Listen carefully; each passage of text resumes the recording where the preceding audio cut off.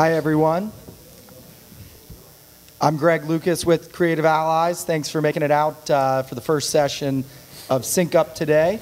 Got a great panel of marketers and technologists who work with some of the most cutting edge and supportive platforms for direct-to-fan marketing, which is what we're talking about for the next hour here. And I'll just give, each of the panelists has had a tremendous impact with their companies for independent musicians and bands of all sizes.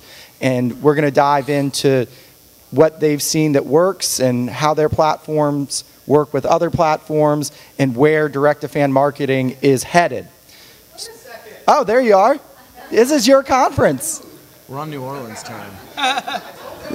The late and great Scott Aegis. Scott Aegis, everybody. You're early. Oh, thank you. Tommy, are you ready? Are we live? Oh, okay. Hi, everybody. Jesus. Where you been? Oh, God, can't get no respect. Hello. How many of y'all were here yesterday? All right, repeat customers. I love it. Welcome once again. I'm gonna, just in case there's anybody that was not here yesterday, I'm gonna repeat a couple of our little announcements and give you all the latest updates on the schedule changes, and then we'll start the panel. Okay, Greg? Thank you. Welcome to Sync Up. As you know, this is a program of the New Orleans Jazz and Heritage Foundation, which, as you also know, is the nonprofit that owns the Jazz Fest, and our role is to use the money from Jazz Fest for year-round programs in the areas of education, economic development, and cultural enrichment, like this here.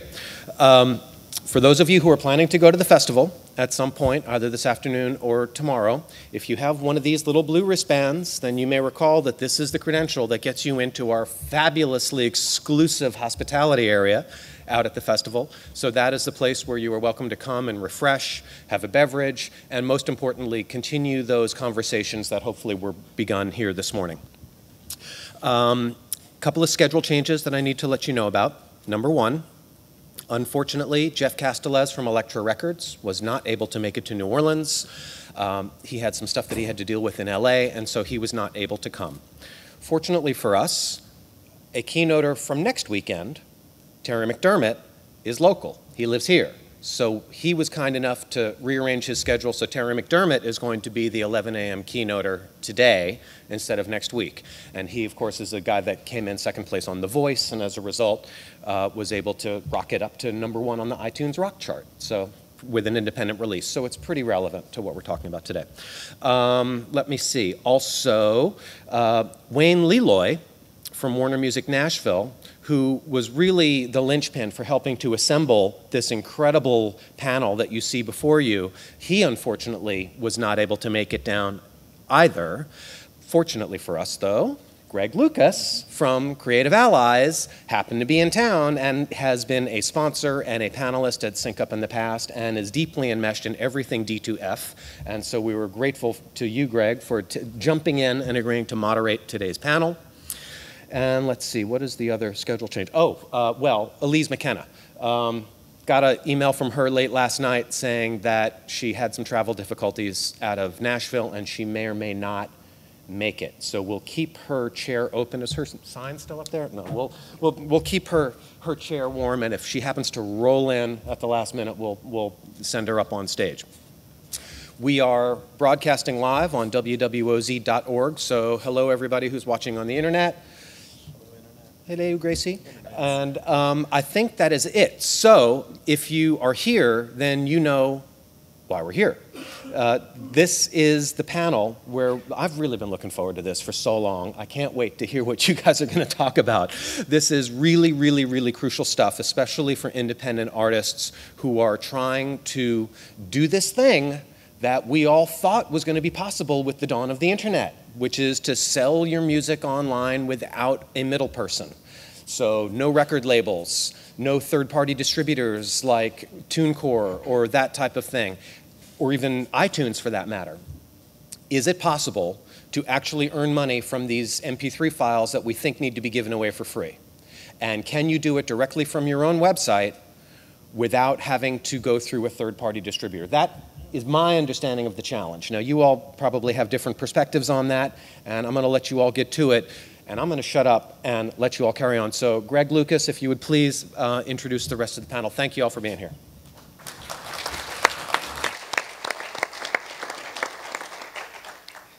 Take two. So, no, but a real thanks to Scott, too. The last 6 years the Jazz Fest Sync Up has occurred have been really great for anyone coming to the festival, and it's formed a community of industry that sees each other every year here. So without further ado, I think I'll start at the end, and I'll introduce each panelist and have them just mention a little bit about their background and what brought them here and what their platform does for fans and bands. So at the end, Benji from Pledge Music. Sure. Hello. Hello. Is that coming out? 2-2. Hi. Can't hear it. So yeah, I'm Benji. I founded a company called Pledge Music with a former bandmate, a former barmate, and a lawyer I met in a bar in Amsterdam one night. And it all came together in a beautiful platform that we call Pledge Music. We help artists to not just fund, but also to get their music released directly to their fans.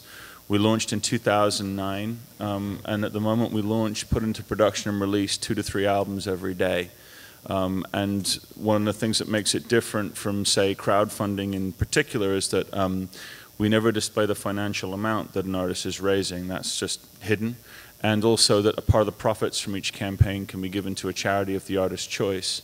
So you're engaging not just fans in the experience of the making of an album or an EP or a tour, but also helping out a non-profit or charity at the same time.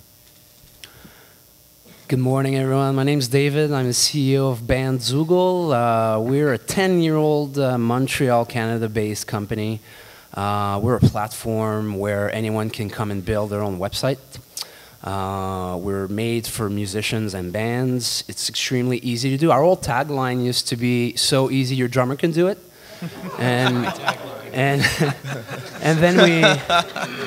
And then we hired a bunch of drummers, and they asked us to change it. So now it's band websites that work. And it's exactly that. It's extremely easy. It's a free trial, so it's free to come and build your websites. We have themes that you can use, or you can make your own theme. All the features you need are all built in, but we also let you plug in some widgets or anything else you want to use. You can also manage your mailing lists from the platform, and you can sell your music, both digital and physical, including merch, directly to your fans, and we don't take any cut of your money. So we have bandzoogle.com. You should try it. Thanks. Good morning, everyone. My name is Patrick Faucher. I'm founder and CTO of Nimbit. And Nimbit's a direct-to-fan marketing and commerce platform that allows you to not only market to your fans, but you can publish direct-to-fan storefronts on your website, on Facebook. We have a Facebook store app, on fan sites, and we have a variety of other content portals that we power with the platform. There are about 30,000 artists using Nimbit today, and they can do everything from they can do email marketing, they can do digital promotions, they can do check-ins at shows, they can sell MP3s, they can sell merchandise, they can sell bundles, they can sell tickets. So you can do a lot of creative merchandising and bundling that suit your fan base, and you can do a lot of different promotions through the social networks with the platform. I started about the same time that that Bandzoogle did, about 10 years ago, and it was an idea that came out of being frustrated as a musician, trying to make money. I was also a technologist at the time, so I kind of put those two things together and said, hey, let's make a platform that makes it easy for any artist, whether you're GarageBand or Aerosmith, to quickly publish a presence online and engage with your fans. And we're still doing it, and I think we're finally getting to a point where artists are starting to embrace this and really think more along the lines of direct-to-fan, and so we're very excited about it, and I'm very excited to be here.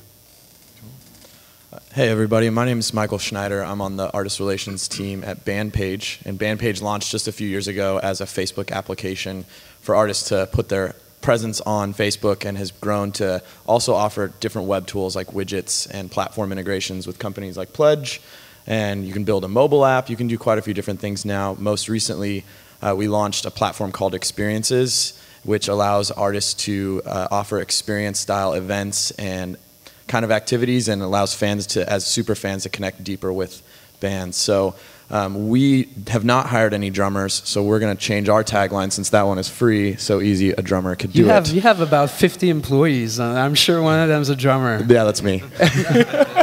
We actually used to say it was a bass player, but you know, in a good way. Yeah, they do all the work. And I'm Greg Lucas, sitting in for Wayne Leloy, who couldn't make it. I'm the co-founder of Creative Allies. We're an online design contest platform for fans to be able to upload artwork and help curate the designs that become the merchandise and apparel for bands. So I just want to jump right in, because the collection of entrepreneurs and technologies up here is really, really fabulous. So I want to start, and I guess I'll start down at the end with Benji, about why is the direct-to-fan connection so important, and how does your platform leverage that and really amplify the day-to-day work that bands are doing, building their communities and trying to make a living out there today?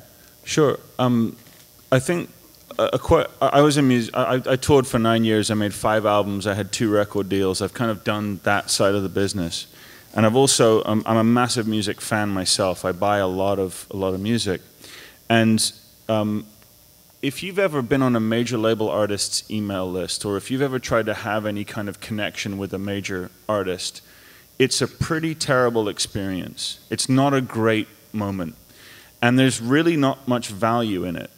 So one of the things that artists are confronting today is this question of, all music can be had for free. You can pretty much, the second it's out, it'll be available to stream or to download or to torrent, however it comes to you. So I think what we have to ask ourselves as artists and creators is, how do you compete with free? And the answer is, rather than discounting everything to the bottom, you give it value. And the way that you give it value is by sharing not just the end result of what you make, but how it reaches people. And one of the things that I was talking about just earlier is that if you don't play music, you don't know how to be a musician, it's a fascinating thing to watch.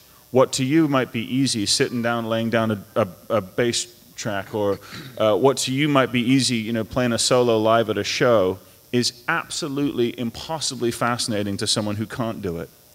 And that's a huge, huge asset, which if you're in the major label space is completely lost. You'll have that moment maybe at a show, maybe you'll see it on television, but not up close in person.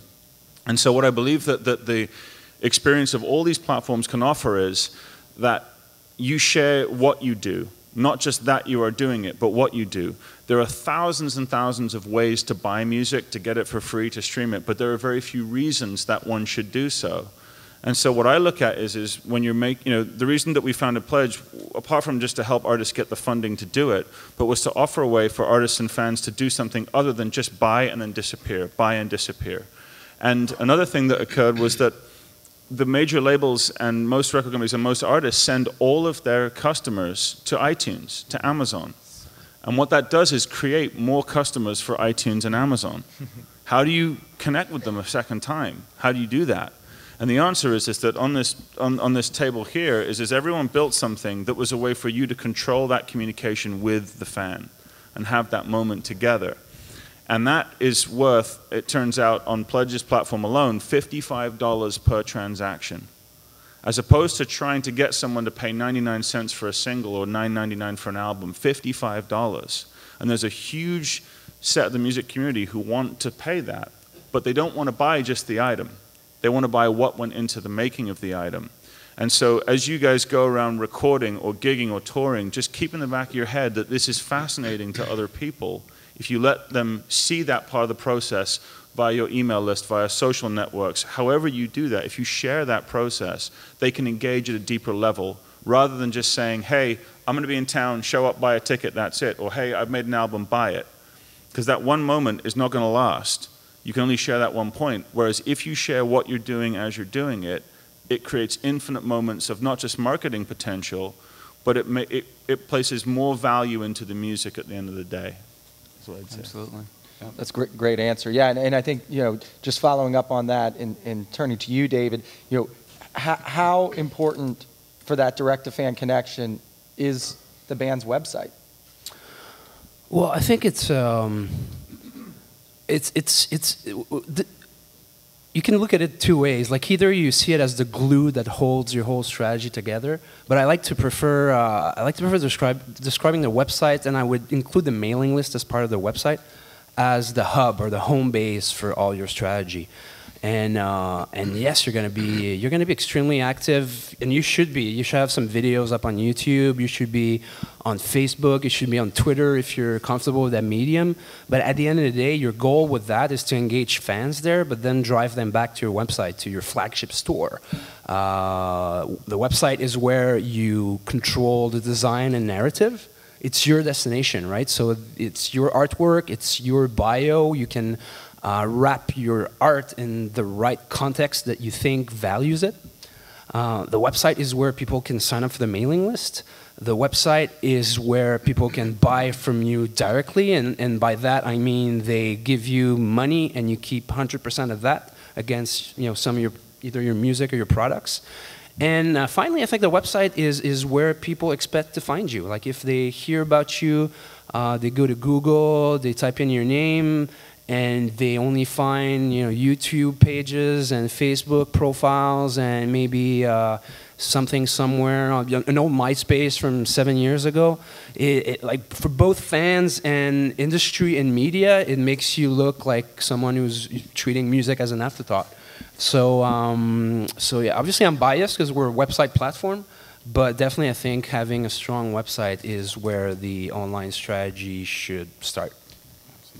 Great answer. And Patrick, turning to you and what Nimbit does, so the band has a website, so maybe you're sharing the process of making the album, but there's a sobering statistic. When it comes to merchandise, only 10% of merch is sold from a band's website these days.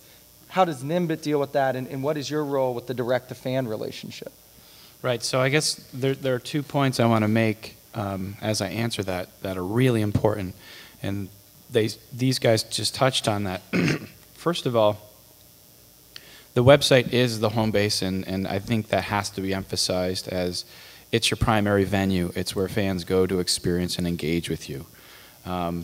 That absolutely can't be overemphasized. The other thing is you need to own your fan base, which means don't send them somewhere else. Don't send them to Facebook. Don't send them to iTunes. Drive them back to your site because they are your fans and they are your customers at the end of the day. So those two philosophical mindsets I think are absolutely critical to success. And direct-to-fan is just as much a philosophy, I think, as it is a mode of interacting with fans. So the Nimbit perspective on this is you've got to have your website, you have to engage your fans in more than just, hey, buy my stuff. So what we do is we plug into the website.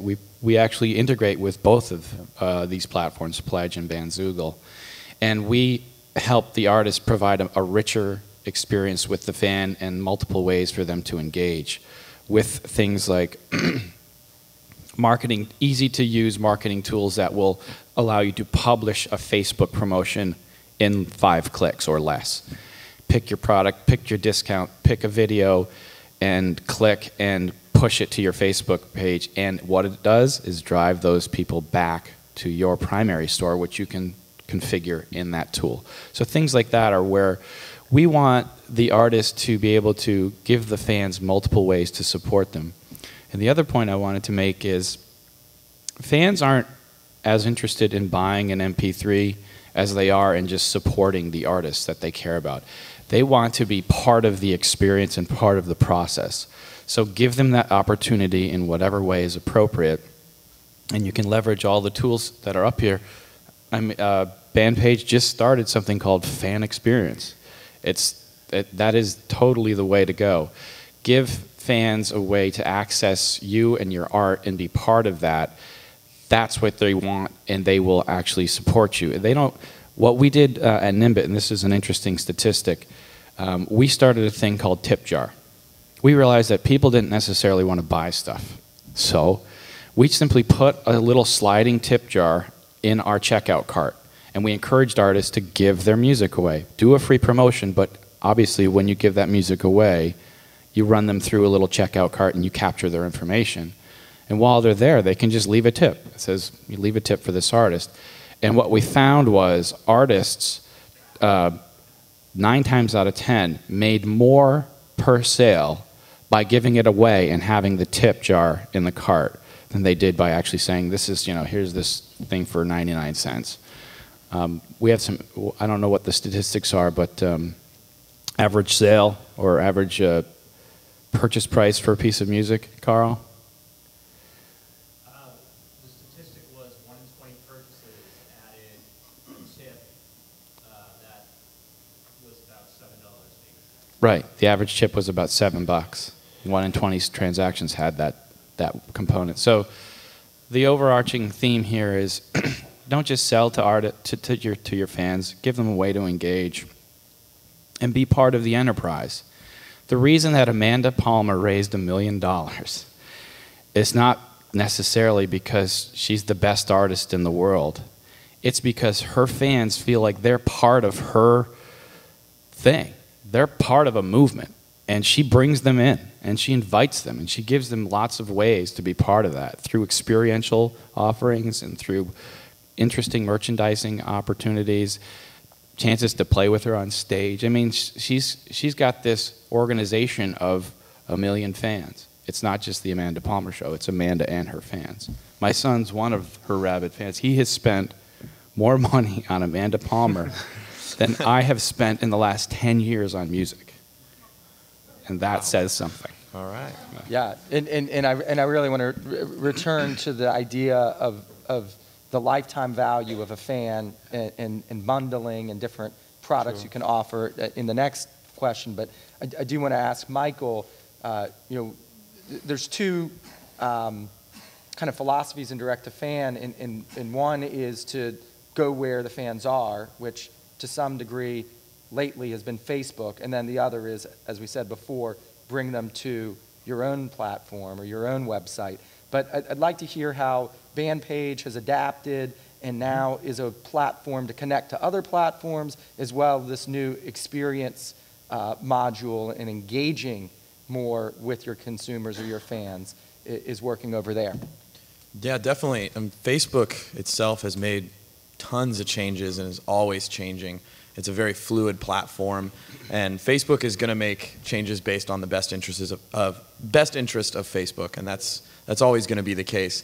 Does that mean that an artist shouldn't be on Facebook? I would say no. People are on Facebook, at least currently.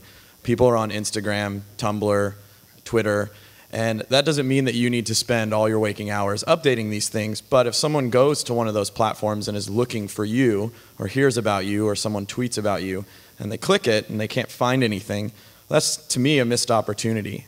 We, as a platform, we still very much support and update our Facebook application, and we encourage artists to do so as well, because there are still people actively checking out music on Facebook. You're still able to do promotions there.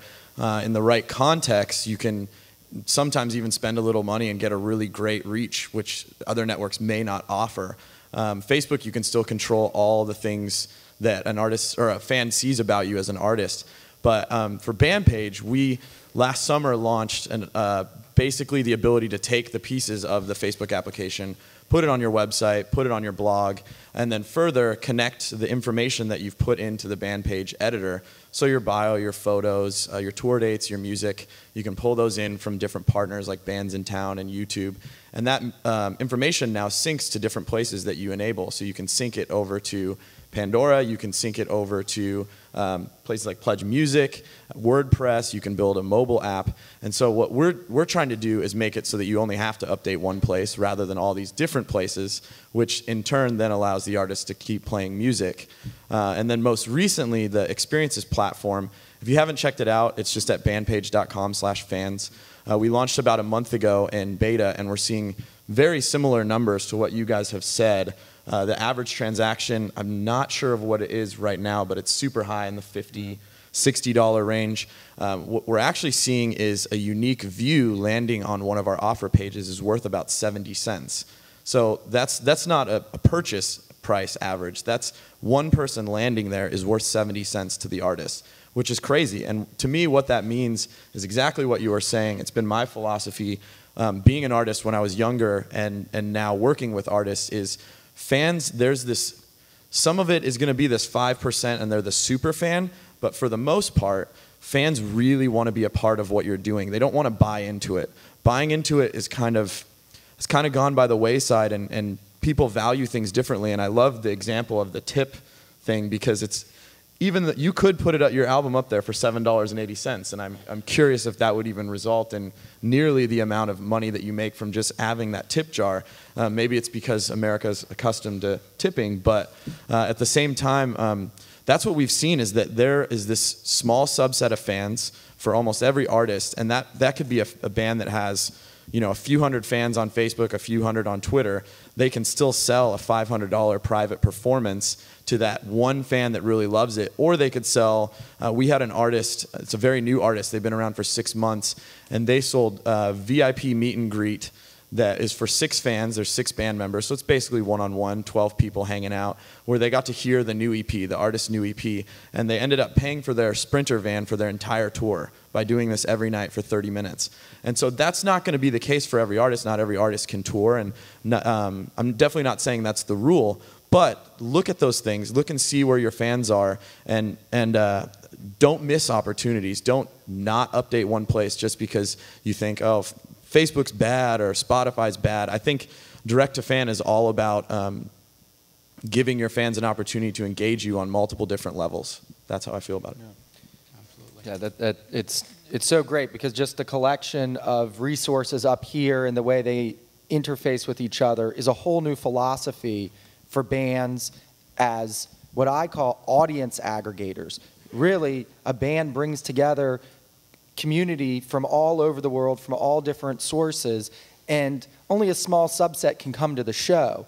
But with these platforms and the direct-to-fan engagement they provide, it's a whole new way of looking at the financial model as an artist, as an independent artist especially.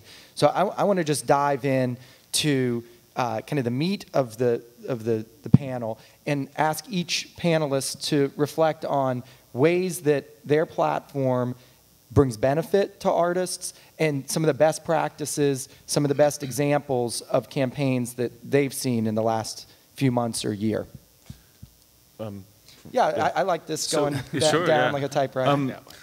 If I could just put some context into this, each platform, all of us have a bunch of internal stats, which are fantastic, and we know them like inside and out. But one of the things that I was privileged to be a part of was at South by Southwest. We did a study with Nielsen, and this reflects on all of what we're talking about here. Nielsen do the SoundScan, do the charts and whatnot, and basically they asked to pool a collection of 30,000 of our customers, pledgers, and they also did a survey of their regular music business buyers and South by Southwest music attendees. And they pared it down to 4,000 people who were sent a questionnaire asking them specifically about questions, about direct-to-fan. And I was able to help inject questions. And one of the most phenomenal things was Nielsen's kind of opening statement when we presented the data was that there is between $0.5 and $2.6 billion per year in America left on the table because fans can't buy what they want. And when you said to them, what do you want? The way that it was defined, we defined direct-to-fan as access to the band as they were making something, with a digital download before anybody else, and physical products in these 5 tiers going up to about $150. Mm-hmm. And what was phenomenal about that was the respondents all said we would spend up to $2.6 billion if we could. But when Nielsen said, are you aware that services such as ours exist, there was a massive, massive lack of information about the fact that you could do this direct-to-fan. The majority of consumers in America only know iTunes, Amazon, or Best Buy. Mm-hmm. That's their entire experience of music. So when you say to them, are you interested and aware, and are you unaware and interested, that total was $9 billion per year. So what you've got to think about, and what I think all of us are going to bring to the table here again and again, is that if fans don't just want to simply buy products at the end of the day, why are we trying to sell them just products? Right. It doesn't make any sense. And the numbers are, you know, let's be clear, those numbers are the difference between most major labels being profitable or not every year. It's a huge, huge amount of money. And then you spin that out globally. And in New Orleans, with people coming all of the time from many different countries, if they can't get back in touch with you, if you can't communicate with them about what you're releasing next, about how you're doing it, then it's just literally leaving money on the table. And my answer is do you want to try and get the massive consumers, which would be great, or do you want to get these hardcore who will communicate for you to those fans? Right. You know, go after the 2.6 or the 9 billion rather than sitting there trying to go for the lowest common denominator. Each of us will have our own way of kind of sharing that information. But I think the real core of it is that when you do sell to the fan, let them have a reason to buy. A website will do that. A correctly jiggered store will do that. And an experience platform will do that. But the reality of it is that this will come from you guys as musicians and people. Labels can help augment that. They've got talented marketing people who can do that too. Don't leave anything off the table. But when you do have a fan come in, take care of them. Treat them like gold, because they are part of the new economy. Seth Godin will call it the connection economy, which is where this one fan may spend from you at one moment, but if they fall in love with that song, they will share it with other people. And let them do a lot of the work for you, and these tools are designed to just assist with that. So I think, you know, there's a huge case to be made that we can completely turn around the way that the music industry operates in our favor as artists and as creators, simply by allowing fans what they actually want and not what we think they want, which is some 1980s technology on a plastic disc. Right. Well said. Yes. I'm going to build on that, actually, because there's this guy called Dave Cusack who gave a presentation in Montreal. He's an author and entrepreneur based in Boston, and one of his slides was that the old music industry was 100 bands selling to 1 million people, whereas the new music industry is 1 million bands selling to 100 people. And I think it's, in some ways it's very true. And an analogy I like to use, because I love food, right?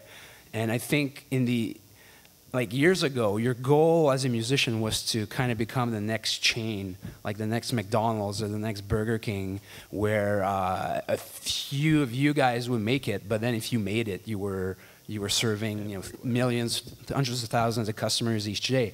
The problem now is that your goal now is more to, like, forget the chain, but you have to be the little like local bistro that's on, you know, on the street downtown, where everyone that eats there comes out with at least a 3-figure bill, and the decor is modern, the music is chosen. They know your name. They know your name. The menu changes. You know what I mean? Like, it's a higher margin business, a fewer number of tables. And I think a lot of musicians and even labels now get that. They get that they need to make something. They need to make art that's going to reach a fewer number of people. But the problem is that the business model is still selling Big Macs and fries for, you know, 99 cents or 99 cents for one track, or $9.99 for an album. It doesn't work. Like, the math doesn't work. You need to have a menu that makes more sense for the establishment that you actually run. And what all of us do is basically, I think we're the new kitchen. We're a new set of tools that didn't exist 10 years ago. In our case, websites used to be this thing that you had to hire a guy, or, you know, get your second cousin on your wife's side to build you something, and then you had no control over it, and it cost thousands of dollars. And now tools exist like ours, where you can, for $15 a month or $150 a year, build a fully professional website that looks good, works perfectly. So we kind of remove the risk and the investment and give you those tools for almost no money. So what you do with those tools is your job. Like, you might make a Big Mac again, but if you're able to create these new levels of not products but experiences, and treat a subset of your fans as the art patrons that they want to be, and not just the consumers that they've been for the past 50 years, you might have a shot at building something. Yeah. And I'll key off of that. And you said something really important. These are the tools. You've got to be the chef in the kitchen. Yeah. And I think there's a fundamental challenge that underlies the figures that Benji was pointing out with regard to people that are aware of it. You know, there's money left on the table, known money, and there's about $9 billion of just undiscovered money on the table. And that comes from both, the reason for that comes from both sides of the table. So on the industry side, the artist side, and the record label side, there's two fundamental mindsets that have to come of age. So on the record label, I'll just make a quick comment there. They still see their customer as the distributor. They don't see the fan as their customer. And there's still the old regime, and that DNA is going to take a while for it to kind of get bred out of that system. Some of the younger labels are getting it, and they're actually using platforms like ours to do fan engagement.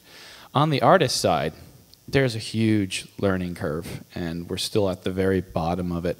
Artists looking at themselves as an entrepreneur is still a very, I would say, it's almost non-existent. I mean, you have Amanda Palmer, who clearly is an entrepreneur and sees herself that way, and she's succeeding with it. But most artists, let's face it, they're not marketers. They're not waking up every day thinking, geez, how do I do direct-to-fan today? You know, it's just not, they're thinking about creating, they're thinking about the logistics of a tour or whatever. So we fully realize that the artist has to change the way they view themselves as an enterprise. And it's definitely, you know, what David's saying. You're a curator, you're a culinary expert, and you've got a special sauce, and you're going to bring some people into it, and they're going to keep coming back because you just give them what they want. At Nimbit, what we're trying to do is solve that problem of how do we make it easy for the artist to provide multiple ways for fans to support them, and it's the patronage model. These are your patrons. Make it simple for the artist to come in and spin up a promotion based on maybe it's a track they just recorded, they're working on a new album, and they want to kind of share this track out, and they can simply upload it, they can wrap some promotional material on it, and they can push it out to their fans through multiple channels.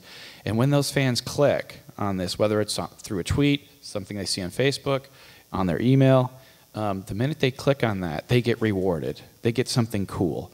They get to look at a video or listen to a track that nobody else is hearing, and then they're given the opportunity to support at whatever level they want. My co-founder, Phil Antoniadis, conducted a really interesting experiment in a live situation.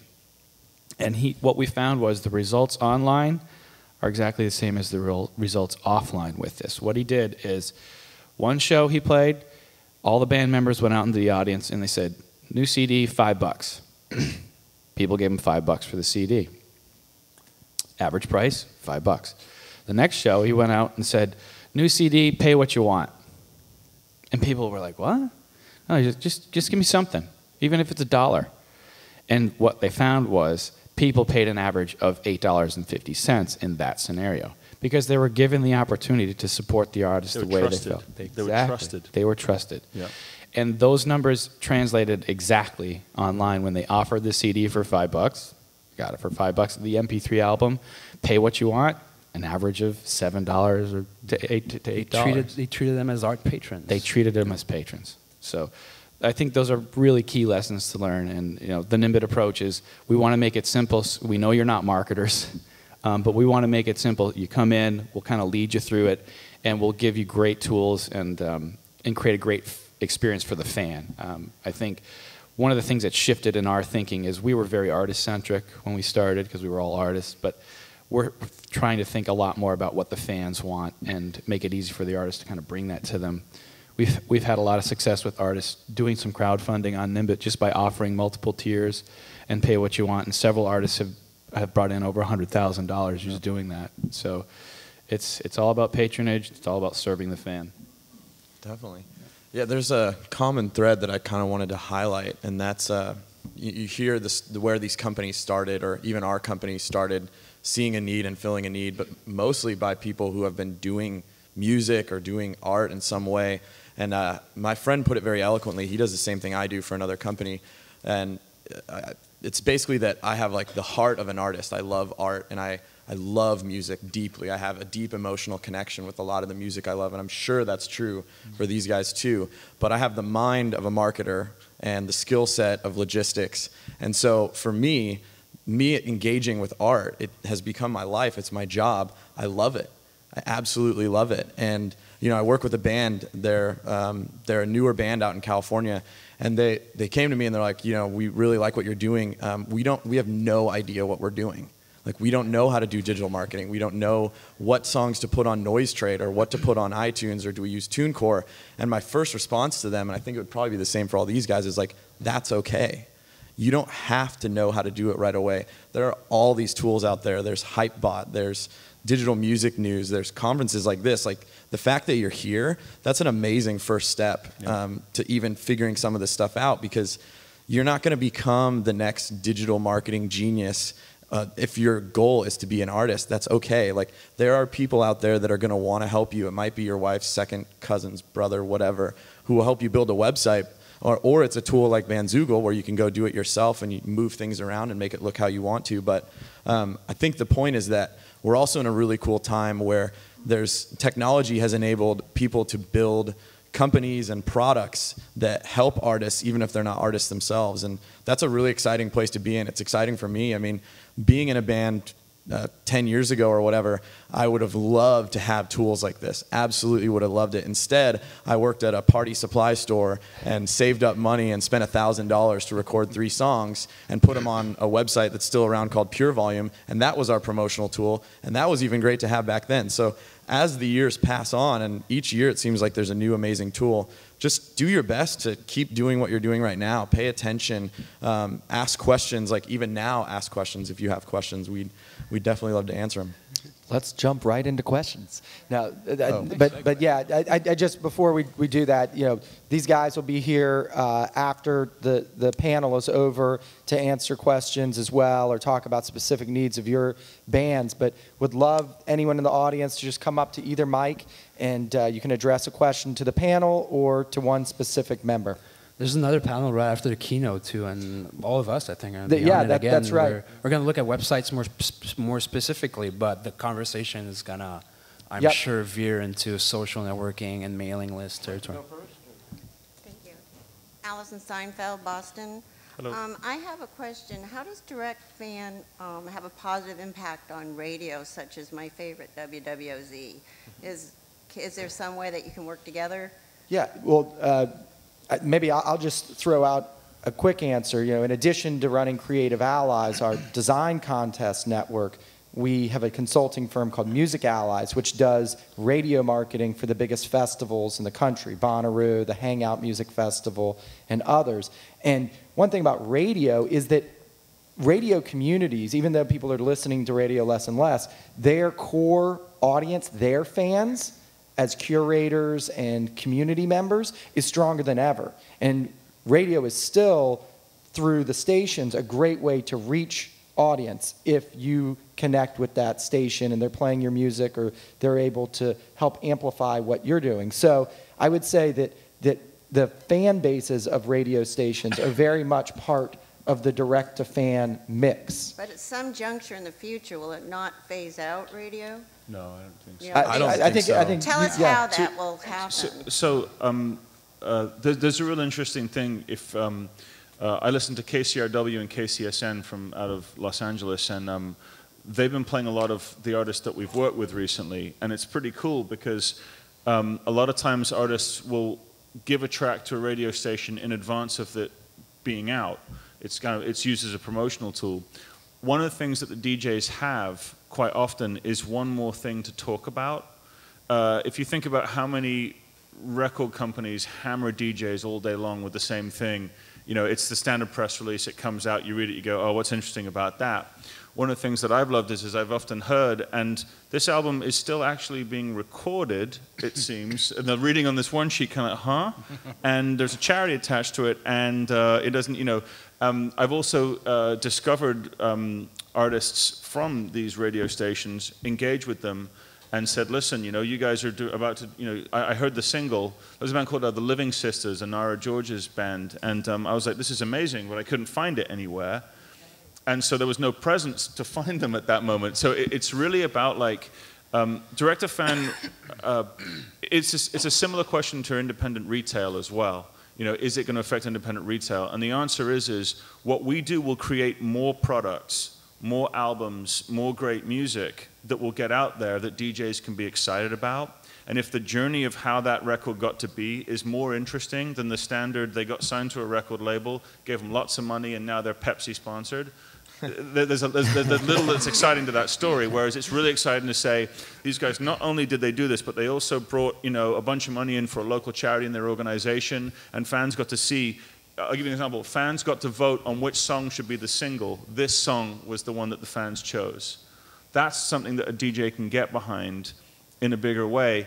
Likewise on television, when you watch these guys being interviewed on television, so you recorded a new album with so-and-so. There's really not that much to go on because it's the same story. Whereas musicians and are entrepreneurs, and they are creative. And one of the things I say is if you spend 10% of your time thinking about how your music reaches people, then you can do a hell of a lot with that moment. So I hope that answers your question. It's again, the context that you're creating values the art, values the music. And I'm going to use another analogy. If you look at that picture, at the painting on the wall, right? That's an image. If you saw it, and it's probably worth, I don't know how much this painting is worth, probably impossible to tell, but the fact that it's here in this amazing building, and there's a story behind the artist and the process that why there's a reason why that painting made it here. You could see the exact same image in a bin at IKEA, and you know that frame is $25.99 at IKEA, but it's the exact same content, it's the same art. But here, it's worth a lot more because you get to experience the whole backstory, that someone around here can explain where it comes from, the materials that were used, and that values to give you an example, we have radio stations, labels, emailing us on a regular basis, saying who's coming up, whose project's looking good. Because they want to know first. It's not a question of knowing, you know, trust me, Universal will get the message out there in some way, shape, or form. But what they want to know is who can I be the one who discovered? Who can I champion? Most of the great records that we love were championed by one person or two people who got it. And then all of a sudden it was like, think of the club scene in New York where it was like 12-inch singles. These were gold to DJs. Now it's all mass market. But the key there is that we all secretly want to find that thing and have it be ours. And I think if DJs and record stores can do that and back the ones that they love, similarly, because who are these people really? They're fans. But to get back to your question, the funnel has changed. Like it used to be, I'd hear, and I come from a small town in Quebec, I'd hear a song on the radio or on Much Music, which are equivalent of MTV. And if I wanted to enjoy that song again, I had to take a car, go to the mall, buy the CD, and the other 15 songs that came with it. Like now, if I hear a song on the radio and I want to enjoy it, I just go to YouTube, and I can watch it on YouTube all day. It doesn't cost me a dime. So the toll booth has gone further down the funnel. So direct to fan enables you to take that fan who's heard your song and watch it on YouTube, take them to the next level, where they come to your website, they like you on Facebook, they follow you on Twitter, they sign up for your mailing list. And then when you're ready to monetize that relationship, it'll be for more than just 99 cents. And hopefully the other 15 songs are really good too. Maybe let's jump to the next question. And again, I think there's a lot more time after the panel for one-on-one conversation. David, you almost stepped into this in talking about the painting, but how applicable is your business model to other art forms, let's say books, novels, paintings, whatever? Totally applicable. Absolutely applicable. Visual artists, books, authors, any creative endeavor that has a value to a person out there in the public. And that has a process behind it. And has a story to it, like David was saying. You can absolutely employ the direct-to-fan approach with that and get patrons. But that said, authors and visual artists are all starving as well, by the way. Yeah. So I prefer to look at how political parties get funded, how charities get funded, how museums get funded, how theater companies get funded. Are there lessons there that you can apply to your own career? I like how charities get funded. Those guys are smart. And if we can apply the same principles to your art, which often is very much a nonprofit as well. But anything that can be digitized, the business models that existed 10 years ago don't really stand anymore. Hi there. So you've been speaking a bit about treating your customers like patrons. I'd like to hear a bit about what you think the best way to engage with your customers are, perhaps on social networks, and how you should be communicating to them and how that's changed from the old model to the new model. Are you an artist? Sometimes I am, yes. Not all the time? Not all the time. Sometimes I'm a business person. Oh, okay. Anyone? Well, it spans the gamut. I think the first step is to make sure you're in the places where your fans are, like we mentioned, and then have lots of ways to kind of capture their interest. Don't just ask them for money up front is probably one of the key things. Give them a reason to engage first, a reason to be interested in you beyond just the art. The art itself is probably what's going to first interest them because they'll hear something or they'll see a YouTube video or somebody will share it with them. At that point, that's a critical moment where they're going to want to find out more about you. So give them some interesting content to engage with, or give them some interesting ways for them to engage, not just money. But hey, come on in and help me pick my next single is a good one, or something of that nature. One interesting thing was when I first started the company, the marketing lady that I worked with, she was early at MySpace, and she's absolutely brilliant. And she was trying to explain to me how Twitter worked, and I thought I was pretty digitally savvy, but I really didn't kind of get it. Because I viewed it as, wow, this is a great way to broadcast to people. I think the key to remember about social networks and direct-to-fan interaction is it's not a broadcast, it's a conversation. Right. And so she said to me, what are you interested in? And I said, coffee, ice hockey, vinyl, and now my daughter. And she said, so that's what you're going to talk about all day long. And so what's funny is my first tweet this morning was, I'm fresh in New Orleans, where do I get the good coffee? And all of a sudden I've got a response back, you have to go here. So all of a sudden it's a conversation. It's nothing to do with what I do for a living at all. In fact, if you follow me, you'll know more about the New York Rangers than you will about much else. But the funny part is... Not necessarily a good thing. Yeah, thanks. Canadiens fans. But no, the key here is that... But the point being that there are a certain number of people who find that very interesting. And one of the things that will often kill an artist's engagement on Facebook, Twitter, or email is when it's literally, I'm playing a show tonight. Okay, but I'm 50,000 miles away. What does that mean? And it's honestly about like a conversation. You and I will probably have a conversation after this, and I'll learn more about you in a couple of seconds than you would by just kind of saying, my album's coming out here, here's my gig. We know what, we have no idea why. And so what you got to do is give it context. I'll often follow, there's a few people that I follow, and when they tweet about a song, I'll listen to it automatically because I like their music taste. So really it's about like, what are you doing? If you wake up in the morning, you put on Donny Hathaway Live, I'm going to be like, you know what, that's a great idea, and I'll drop the needle on the same thing. So it's really about sharing not just what you're doing, but as an artist, but what you do in your life. Because as I said, when you watch the greatest bass player in the world play, it's fascinating, and then you kind of want to know why they do what they do. And if any artist is out there saying, I'm not sure if this is for me, my favorite moment of the last couple of years was when George Benson was being interviewed on USA Today, and he said, the great thing about running my pledge campaign is I get to interact with my fans directly rather than just sell them music. And I was like, if George Benson's got this down, then come on, A good rule of thumb that I like to use is whatever you do online has to be maybe 1/3, like 1/3 of it has to feel third person and 2/3 of it has to feel first person. So maybe 1/3 promotional, and here's my, like the band is playing, which day, that venue, blah blah blah, but at least 2/3 has to be personal stuff, and because the ideal way to engage a fan is to take them to dinner, invite them in the studio, and write a song with them. Obviously, that can scale. You cannot scale that, right? So everything else you do is kind of a proxy that kind of lets your fans get little tiny pieces of that, and that, again, they love it because they're patrons of the art. As a real specific example, let's say that you're in the recording studio and you're mastering, or you're in the mastering studio. It'll never sound better than that moment, right, when it's on the big speakers. So what you would do is you could do a photograph, which is in studio mastering, you've got to hear this thing. And then the next one could be, here's 3 versions of an album cover, which one do you like? You know, ask questions as much as anything because people want to engage. And one other thing I have this kind of cynical vision that most people work jobs that they hate. And so they're kind of doing stuff just for a living.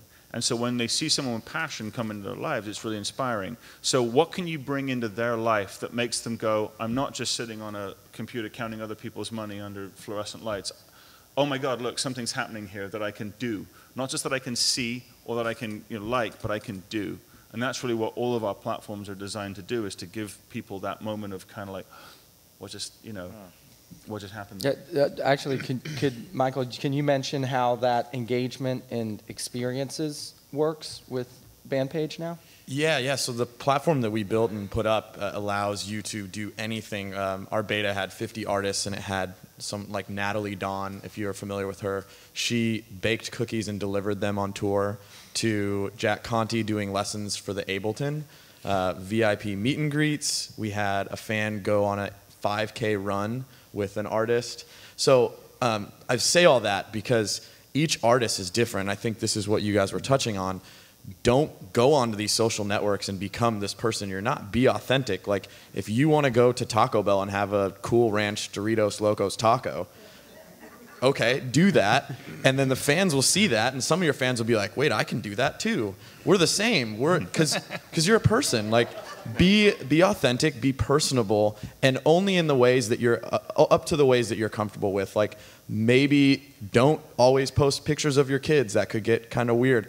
But my point is that with the experiences things, we always encourage. What? What? I do a lot of pictures of my kids. No, you do the right amount. I have friends that are like, oh, they're overwhelming. It's like, I know that you have kids, but you do other things. We're Instagram buddies. Yes, we are. We are. I would unfollow if I was bored of it. But yeah, when we talk to artists about doing these experiences, the first question is like, well, what do you like to do? Like, what do you like to do as an artist? And I had some meetings in Nashville recently, and they were like, oh man, this is going to be awesome. He wants to go shoot guns and go skydiving. I'm like, okay, that's a little dangerous, but it's really cool and it's really authentic. And I'll let you finish. Oh no, go ahead. One of our members, they're called Enter the Haggis. They did great name. Enter the Haggis. Yeah, they're a Celtic rock band from Toronto. Aren't we all? And they did a crowdfunding campaign from their website. They did just use our store feature, and one of the rewards was that the band's leader would get a matching tattoo with whoever bought that reward. And I think it's a 65-year-old lady that bought that. So he went with her. They got matching tattoos, something written Celtic on their arm. You don't have to do that. I'm not saying that. But, it's an extreme example. You know, as one of the things, just to go directly to your question on just kind of like frequency of posts and whatnot. There are some days I don't post much. There are some days that I'll post more than others. It's also about things that you find interesting. I use RSS feeds, which sadly are going to go away from Google, but there'll be an alternate. But so I'll read. I've got about 15 publications that I'm always scanning and reading for interesting things. And part of what I love is just making sarcastic comments about the music industry. And it's pretty funny because you know we have a kind of all of us kind of retweet and repost and share a lot of this stuff, but. what you're interested in, what you're listening to, what influences you as an artist is interesting to other people. And you might not think it is. I manage an artist myself, and she doesn't think anything she does is interesting. And yet when she sends a demo, I will get to the nearest thing to get this in my face as quickly as possible to hear it, because I'm fascinated by everything that she does. And I keep trying to explain to her, that's amazing to people. What you view as a rough demo is gold to someone who hasn't heard it yet. So know the value of what you have in what you do, and then what you do is you just offer breadcrumbs and a way for people to get involved if they want to. And the key here is just that if you do put something out that's great, have a way for them to get it if they want it. You know, just don't not do that, because that's what'll kill things faster than anything. And I'll add one thing on like frequency of posting and what to post when. There's a very brilliant guy named Nick Adler, Adler Integrated. He runs the Roxy in LA, and there's tutorials and stuff online that say like, you know, you want to be posting videos on Facebook after this time. So check him out, Nick Adler, Adler Integrated.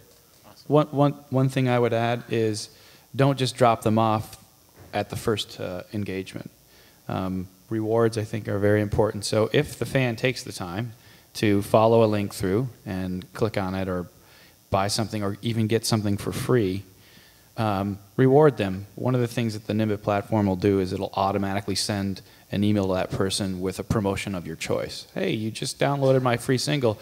Here's 50% off the whole album. Click it, get it. And they're only getting that because they went through that special, promotional interaction. So always think of what's the next thing that this fan might want to do with you, and have something at the ready to offer. Thinking of because we're here and because it's a very live music scene, one of the most brilliant things that I've ever seen done with our platform, and apparently it was Amanda Palmer's idea first, she told me, but that Ben Folds stole it, but I don't want to get into between those two. But Ben did this thing where on stage at Bonnaroo, he did two things. First of all, he said, everyone give me the middle finger. So they all did. And he took a photo of it, and we put up that photo to buy or to pledge on about 4 hours later. Yeah. So you could pledge on a print of that picture. So all of a sudden, everyone who's in it was going to want that. But also, then he said, everyone get out your smartphones. So there's a sea of phones just suddenly show up on this thing. And he said, email, I'm a damn VP at benfolds.com. And he sings that song, I am a D-A-M VP. He even spelled it wrong. It was like, I'm a damn VP, right? And he said, email me this address and I will send you a track. Right. We bounced back a link to download a track and a link to pre-order the album. So he's doing that live on stage in front of people. Everyone's got these things now. And what you want is permission from the people who use these to access them.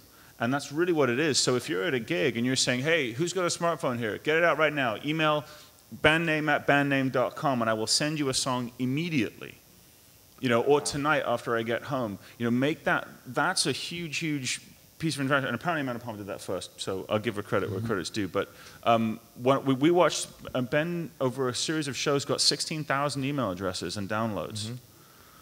His label owned the majority of his email list up to that point. So all of a sudden, he's got direct connection, but also they were actually pledging on pre-ordering his album there and then from their phones. That technology never existed before. And so, having your own domain name so that you can do that type of thing is an absolutely vital tool.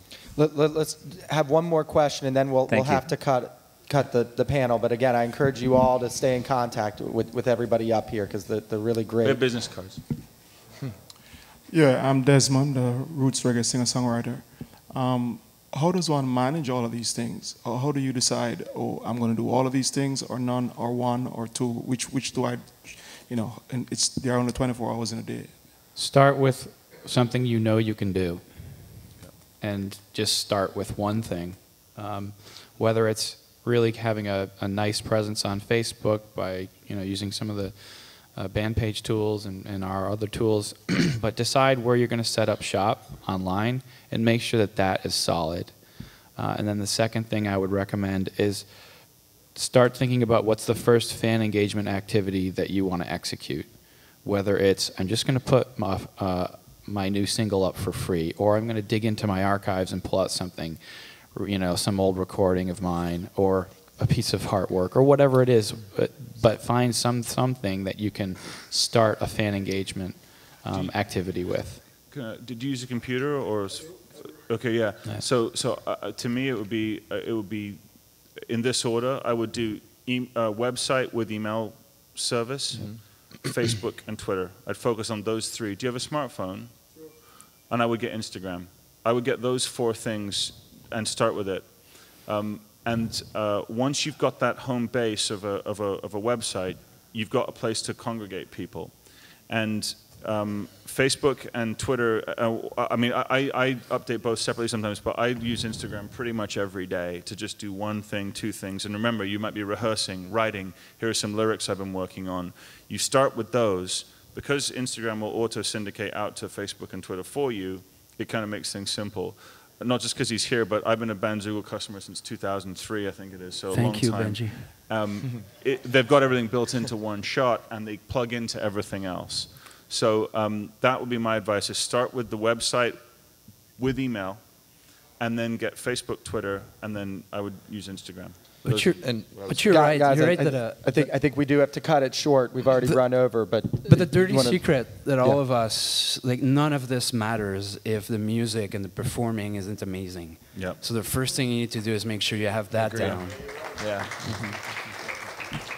Well, let's just roll on with that applause. Can you guys thank the panelists for this? Outside.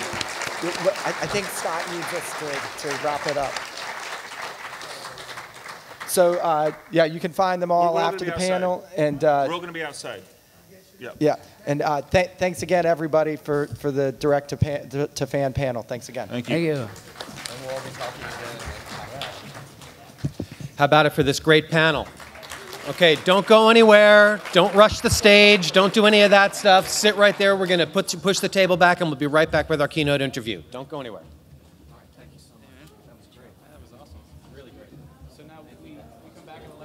Yes. Okay. Really great. Thanks, Nick. Really appreciate it. And remember rule number 1: do not